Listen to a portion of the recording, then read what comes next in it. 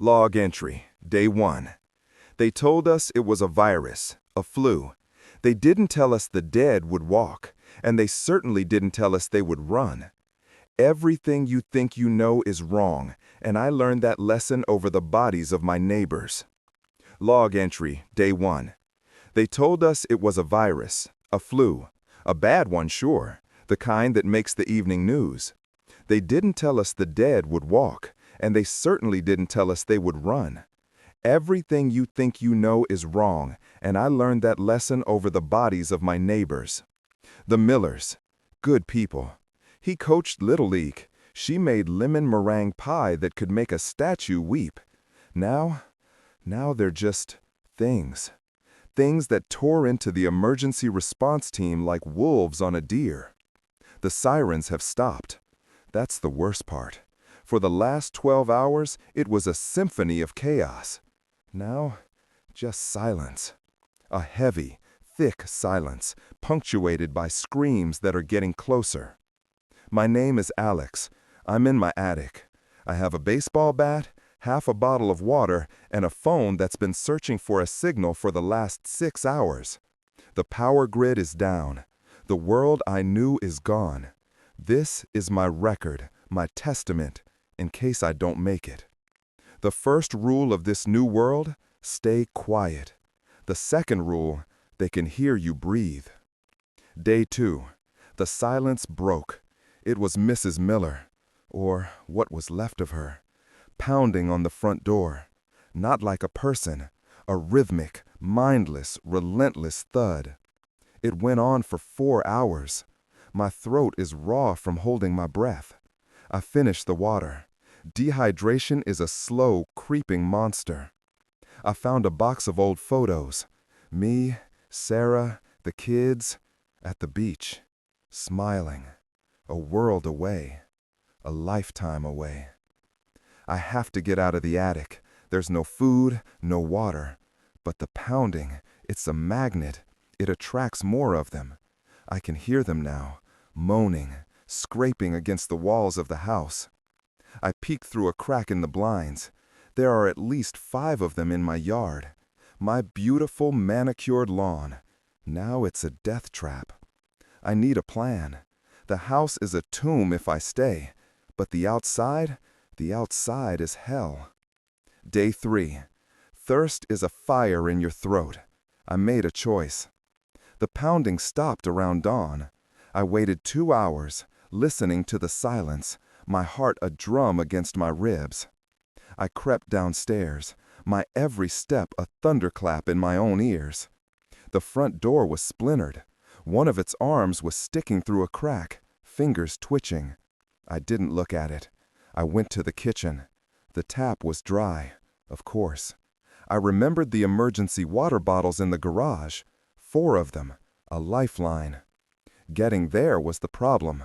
The door to the garage is in the kitchen, but the window over the sink, it looks out onto the back porch.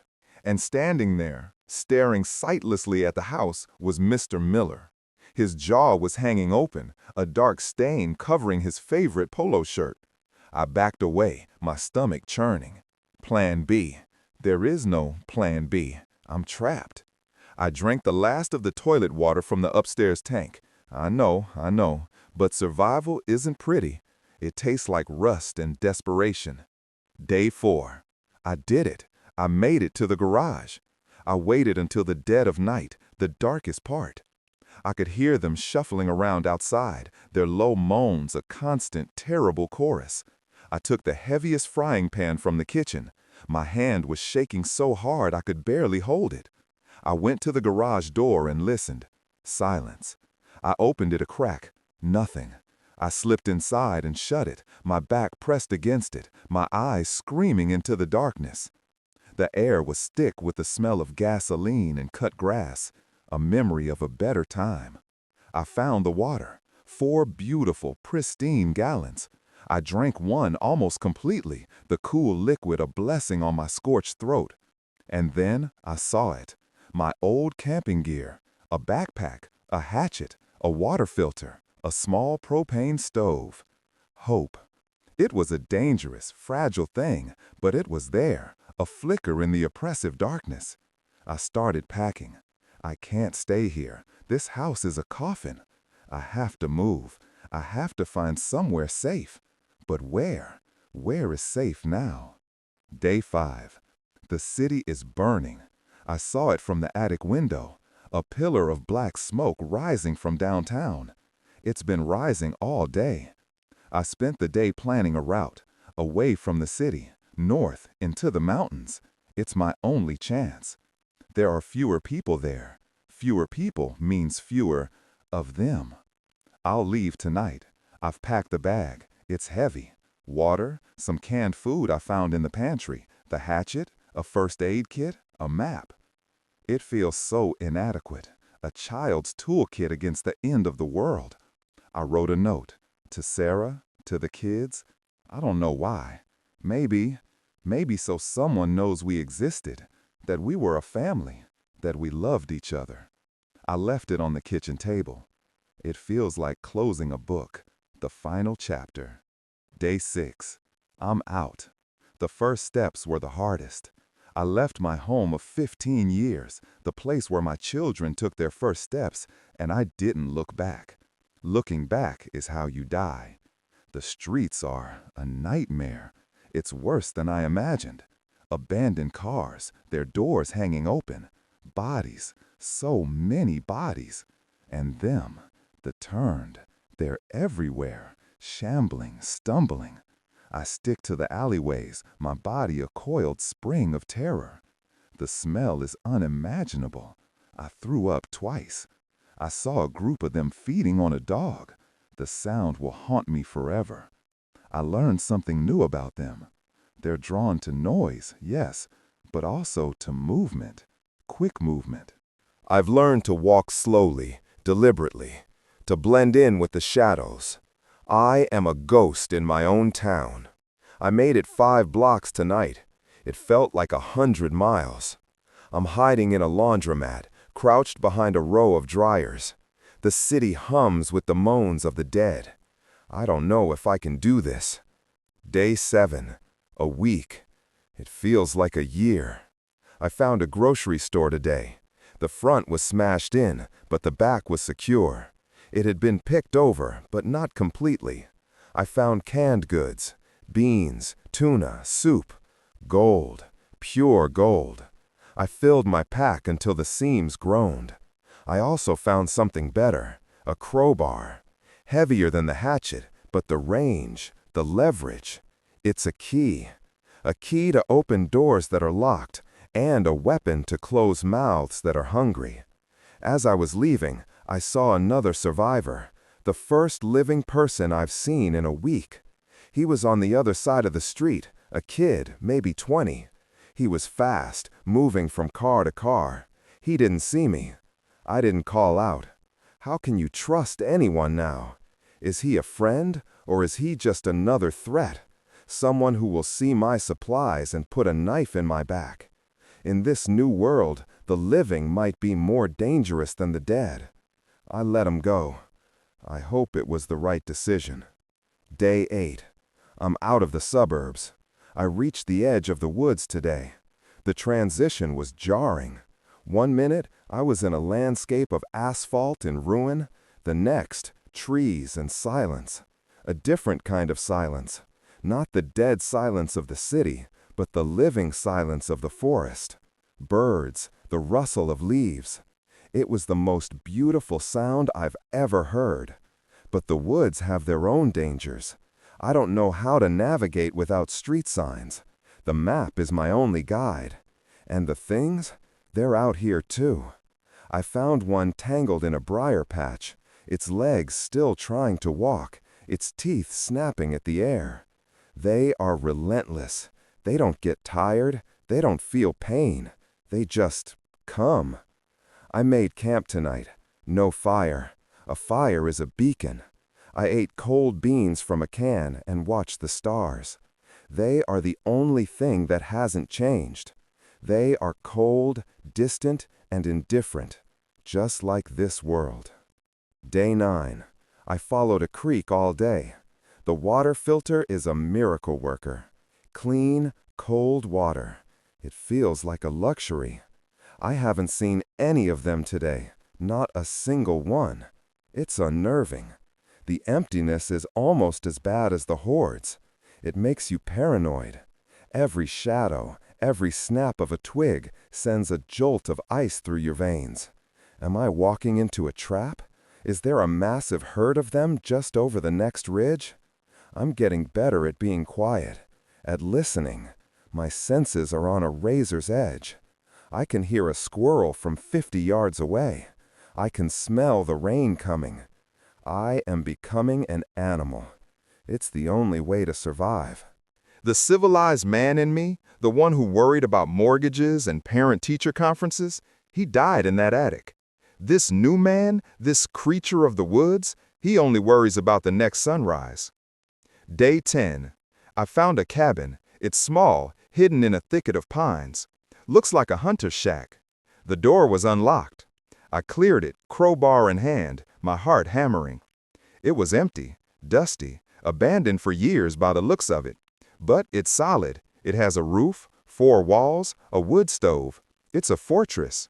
For the first time in 10 days, I feel a sliver of something that isn't terror, relief. I barricaded the door with a heavy wooden table. I checked the windows. They're small and high, defensible. I can stay here for a while, rest, heal. The blisters on my feet are raw. My body is a map of cuts and bruises. I am exhausted down to my soul. Tonight, I will sleep behind a locked door. It's not my home. It might never feel safe. But for now, it's enough. It has to be. Day 11. Waking up without the immediate, gut-wrenching fear of being eaten alive is a strange sensation. The cabin is a sanctuary, a bubble of near normalcy in a world gone mad. I spent the day securing it. I found some old tools in a shed out back, a hammer, some nails, a rusty saw. I boarded up the ground floor windows, leaving only small slits to see through. Every nail I hammered home was a blow against the chaos outside. I'm building a cage to keep the monsters out, but it feels like I'm also building one to keep myself in. I took a full inventory of my supplies. With what I scavenged and what was left in the cabin, some dusty cans of beans and a jar of ancient-looking pickles, I have enough food for maybe 3 weeks if I ration carefully. Water is not an issue with the creek nearby. Food is the new currency.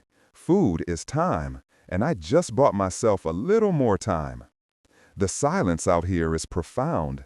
I haven't heard a human sound, not a scream, not a gunshot, since I left the city. The loneliness is a physical weight. I find myself talking to myself just to hear a voice. I need to keep my mind sharp. Insanity is a predator, just like the turned. Day 14. Routine is my armor. I wake up, check the perimeter. I spend the morning improving my defenses, setting up simple tripwires with cans and pebbles near the edge of the clearing. It won't stop them, but it will wake me up. The afternoons are for foraging. I found a patch of wild berries. I used an old plant identification book I found in the cabin to make sure they weren't poisonous. They tasted like heaven. A small victory, but in this world, small victories are all you get. I saw one of them today, at the edge of the woods. It was just standing there, swaying slightly, its head cocked, as if listening to a song only it could hear. It hadn't seen me. I watched it for an hour from the safety of the cabin. It was a woman. She was wearing a nurse's uniform.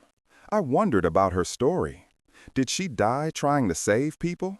Did she watch her hospital fall? These things were people, a horrifying thought. It's easier to see them as monsters. It's the only way I can bring myself to use the crowbar. Day 18. I ran out of coffee. It seems like such a stupid, trivial thing. But that morning ritual, the smell, the warmth, it was a link to the old world, a comfort. Now it's gone. Another thread severed. The psychological toll of this existence is grinding me down. The nights are the worst. Every creak of the cabin, every rustle of leaves is a monster at the door. I haven't had a full night's sleep in weeks. I dream of them, their faces, their grasping hands, their empty, hungry eyes. Sometimes I dream of Sarah and the kids. Those are worse. I wake up reaching for them, the phantom feeling of their warmth fading into the cold, lonely air. I have to stay focused. Grieving is a luxury I can't afford. Grief makes you slow. Grief makes you careless. And carelessness is a death sentence. Day 22. The radio. I found an old hand-crank radio in a dusty box. I almost cried. I spent hours cleaning it, my fingers trembling with anticipation. I took it to the roof of the cabin at dusk, extended the antenna, and started cranking. Static. Hours of static. My hope began to fade, turning into a familiar, bitter disappointment. And then I heard it. A voice, faint, buried in the noise. Anyone there? Broadcasting on all channels? Survivor Colony, Greenwater. Repeat. Survivor Colony at Greenwater Dam. The signal was weak, and it cut out after less than a minute. Greenwater Dam. I know that place. It's 50 miles north. 50 miles of unknown, hostile territory. Is it real? A trap? A ghost signal from a fallen community? But it's a destination, a purpose. For the first time in weeks, I have something to move toward, not just run from. The hope is back. And this time, it's not fragile. It's a fire. Day 25. I'm leaving the cabin. It feels like leaving home all over again. But staying here is a slow death. My supplies are dwindling, and my mind is fraying at the edges. Greenwater Dam is a risk, a huge risk. But it's a chance for community, for safety, a chance to be a human being again, not just a scavenger. I've been preparing for the journey. I've packed light, food for 5 days, water filter, crowbar, map, compass. I've studied the map, plotting a route that avoids towns and major roads. I'll stick to the woods, follow the river systems. It will be slower, but safer. I feel a strange mix of terror and excitement. The fear of the unknown is immense, but the fear of dying alone in this dusty cabin is greater. Day 28. Back in hell. The forest is different when you're moving through it, not hiding in it. It's a labyrinth.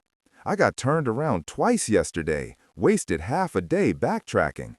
The silence is gone. It's replaced by a constant low-level dread. I stumbled upon a camp, not an old one, maybe a few days old. A smoldering fire pit, some discarded food cans. And blood, a lot of it. Drag marks leading off into the bushes. I didn't investigate, I just ran. Did the turned find them? Or was it people? The question haunts me. I am more wary of the living than the dead. The dead are predictable. Their motives are simple. Humans are capable of anything. Day 30. I saw a horde, not just a few stragglers, but a river of them. Hundreds, maybe thousands. They were moving through a valley below me, a single groaning, shuffling mass. They moved with a strange tidal purpose, all flowing in the same direction. Where were they going? What draws them together like that? The sight was apocalyptic, biblical. It drained the strength from my legs. I hid in a rock outcropping for hours, not daring to move until the last of them had passed. The ground trembled with their passage. It's a sobering reminder of the scale of this. I am one man, and the world is teeming with an army of the dead. Greenwater Dam feels like a fool's dream, but it's the only dream I have. I have to keep going. I have to believe the voice on the radio was real. It's all I have left. Day 33. The hunger is a constant companion now. The 5 days of food I packed are long gone. Foraging provides just enough to keep me from collapsing, but I'm weak. My movements are sluggish. My thoughts are clouded. I spent all morning trying to catch a fish in a stream with a makeshift spear. Failure. I'm a city boy. I don't have these skills. I'm an accountant who is playing survivor, and I'm losing the game. Desperation makes you do stupid things. I broke one of my cardinal rules. I approached a town. It was a small, forgotten-looking place called Harmony Creek.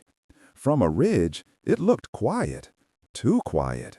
But I could see a church steeple and stores. There had to be something left. I waited until dusk and crept in. The place was a ghost town, but not an empty one. They were here. Dozens of them, lying dormant in the streets, in cars, in houses, like crocodiles waiting in the water. I needed to get to the general store on the main street. It was a suicide run. Day 34. I'm alive. I don't know how.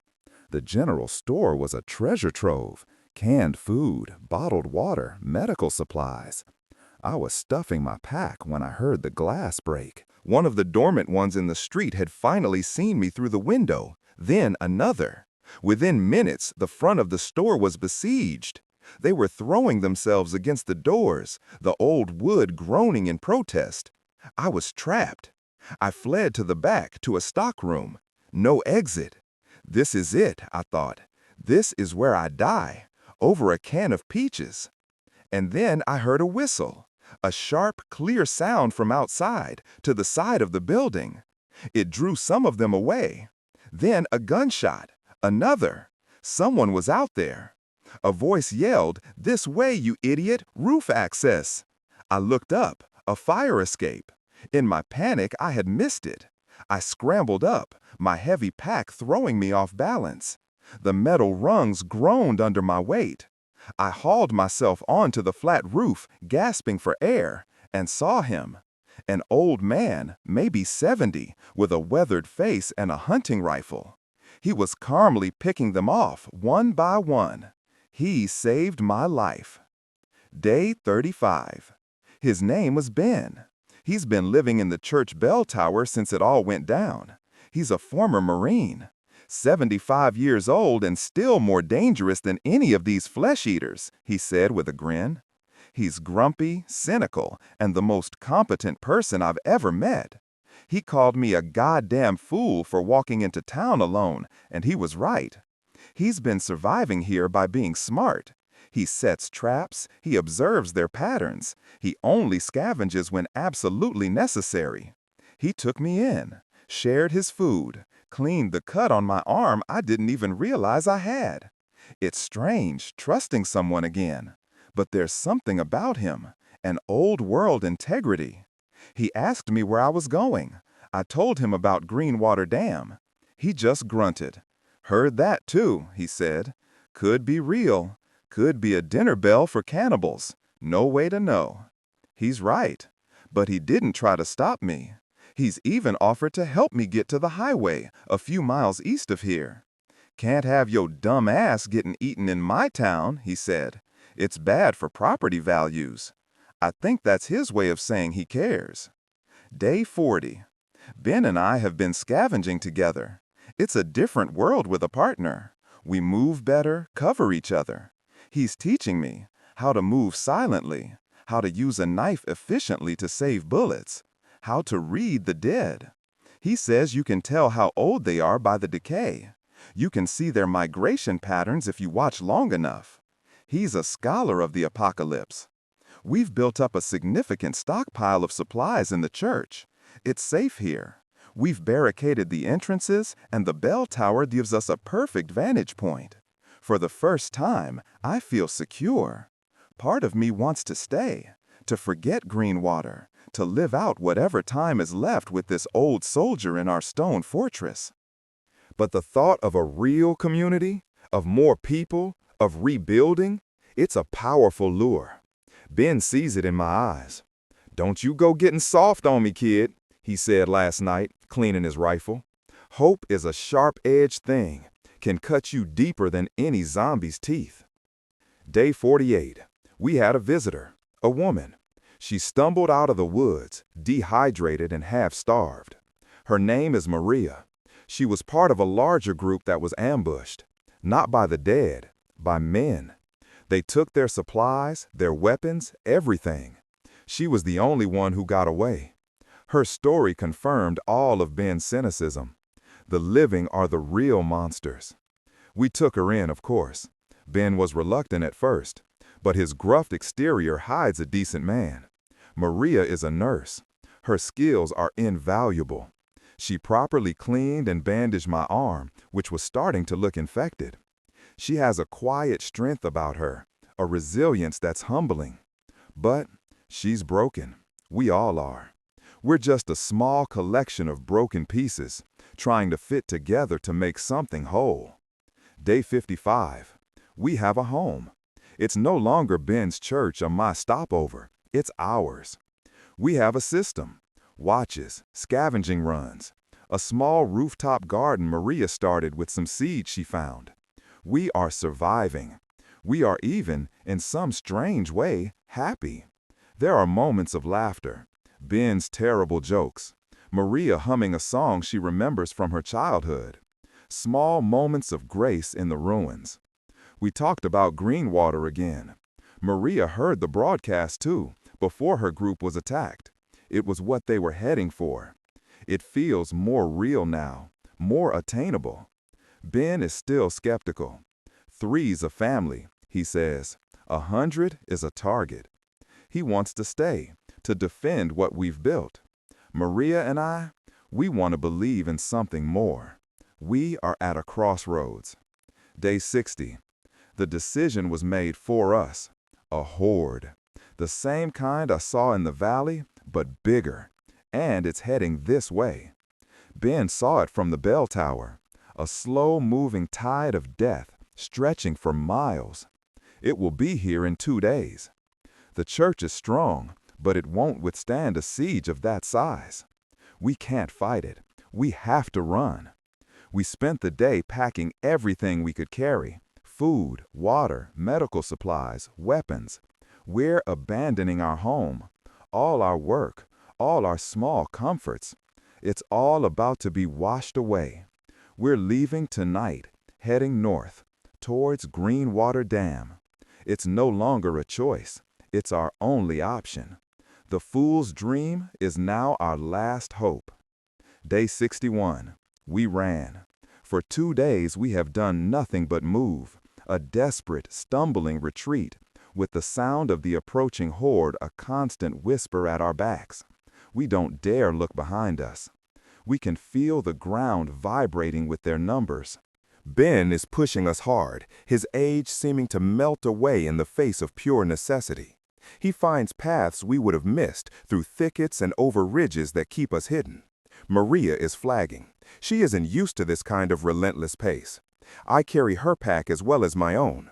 The weight is crushing, but the thought of leaving her behind is impossible. We are a unit. We live or die together. We've seen what the horde leaves in its wake. Utter devastation. Not a bird, not a squirrel, just a scoured landscape and a silence that is more terrifying than the moans. The world has been wiped clean. We are refugees in our own country. Day 65. We've outrun them, for now. We found shelter in an abandoned ranger station deep in a national forest. We collapsed, our bodies screaming in protest. We were asleep before we even unrolled our sleeping bags. I took the first watch. The forest at night is alive with sounds, but for the first time, they were just sounds, not threats. The horde is miles behind us now, its path diverted by a river. We are safe for a moment, a precious, fleeting moment. We are low on food again.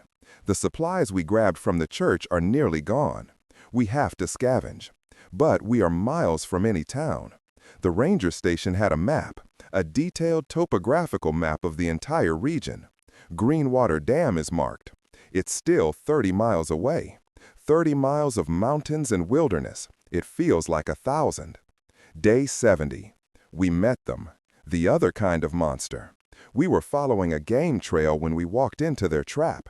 A simple rope snare that yanked me off my feet. Before Ben or Maria could react, they were on us. 4 of them. Men, gaunt, feral, armed with sharpened pipes and knives. They weren't interested in killing us. They were interested in our supplies. They took everything. Our food, our water filter, our weapons. They took Ben's rifle. I saw the look in his eyes then, a cold, quiet fury. They laughed as they went through our packs, tossing aside our personal items.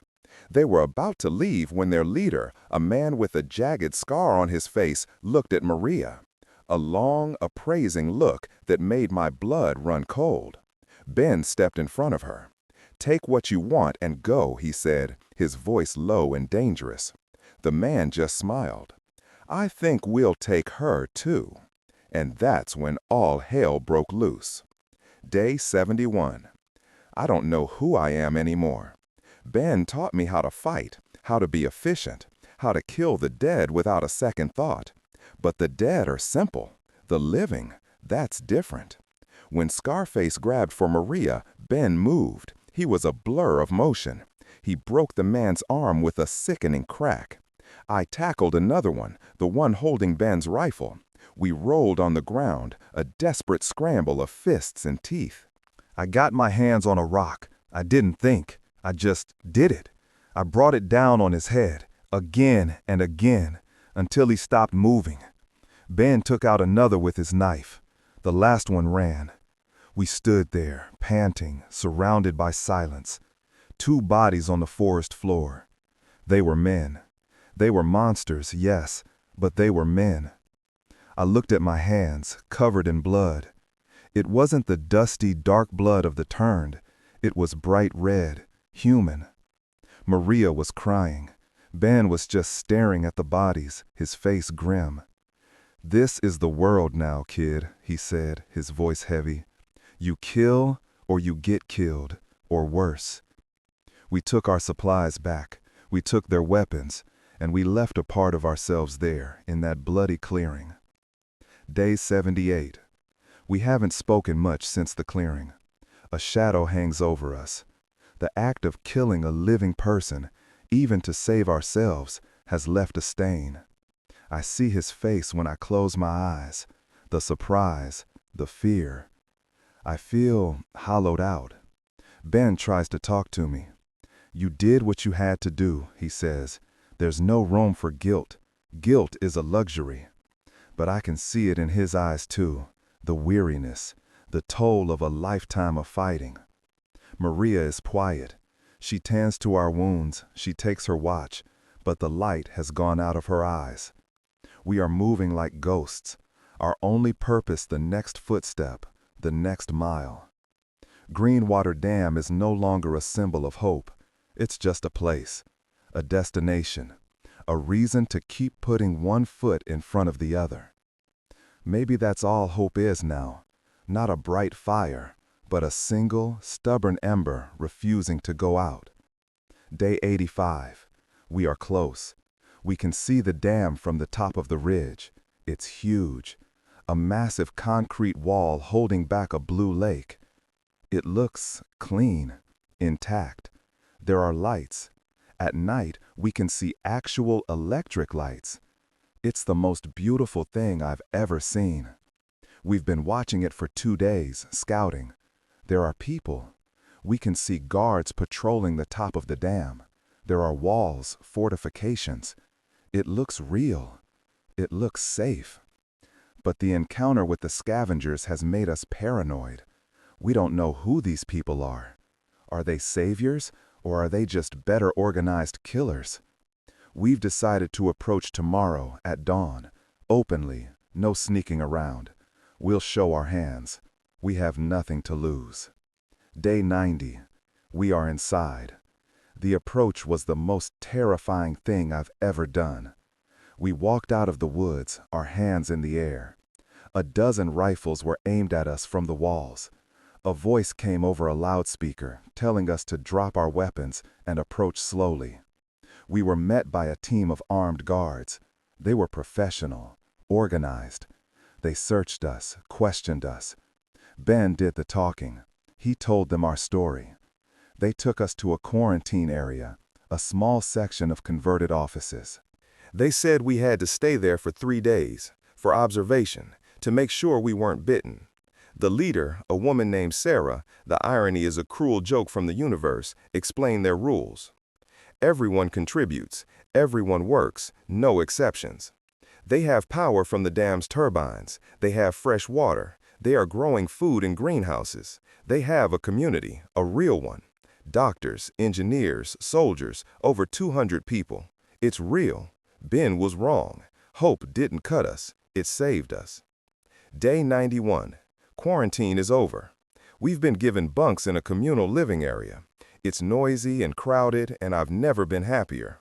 The feeling of being surrounded by the living, by the sounds of conversation and children's laughter, is overwhelming.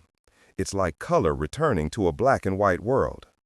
We've been assigned jobs. I'm on a construction crew, reinforcing the outer walls. Ben, with his military background, is helping to train the civilian militia. Maria is working in the infirmary, her nursing skills a godsend here. We are useful. We have a purpose beyond just surviving another day. The people here are normal, scared, traumatized, but normal. They are trying to rebuild not just a settlement, but a society. They have a council, they have rules, they have movie nights on Fridays, projecting old films onto a concrete wall. It's a fragile, beautiful thing they've built, a flickering candle in an infinite night. Day 94. I've learned more about this place. Greenwater was a government relocation site, one of the few that held. Sarah, the leader, was the dam's chief engineer. She and a handful of federal agents managed to secure it in the first week. They sent out the radio broadcast that we heard, guiding survivors here. But for every one of us who made it, hundreds didn't. The stories you hear, they are the stuff of nightmares. Every person here has lost someone. Everyone is haunted. But they carry on. They are building a future. I find myself looking at the families here, the children playing a makeshift game of soccer. It hurts. It's a physical ache in my chest for what I've lost. But it's also a promise, a reason to fight, a reason to make sure this place survives. Day 96. Ben is thriving. The old soldier has a new platoon. He drills the militia relentlessly. He's respected, feared a little, but respected. He seems younger. The weight of soul responsibility is gone, and he's found his purpose again. Maria is healing. Working in the infirmary, saving lives, it's giving her a way to process her trauma. She smiles now, a real smile. I saw her talking with a man yesterday, another survivor. They were laughing. It's good to see. We have found our place. We are not just survivors. We are residents. We are part of something. Day 97. The radio picked up a broadcast. It was garbled, chaotic. A distress call from another settlement, about a day's drive east. They were being attacked, not by the dead, by a large, organized group of people. The same group Maria encountered, the ones who attacked her people. They have vehicles, automatic weapons. They are moving through the region, absorbing or destroying smaller settlements. The council held an emergency meeting. The debate was heated. Do we help them? Do we risk our own safety for strangers? Or do we turtle up, strengthen our defenses, and pray they pass us by? Ben argued for the latter. We can't fight an army. We have a duty to protect this place, not go on some crusade. Sarah argued for action. If we let them fall, we're next. The only way we survive is together. In the end, they voted. The decision was to send a small, armed scouting party to assess the threat, to see if the settlement can be helped. Ben is leading it. He asked me to go with him. I said yes. I didn't even have to think about it. I am not the same man who hid in an attic 100 days ago. That man is gone. Day 99. We saw them. The scouts found a high vantage point overlooking the other settlement. It was a massacre. The attackers were an army. They wore matching gear, flew a black flag with a red serpent on it. They were efficient, ruthless. They weren't just scavenging. They were conquering. They were taking people prisoner.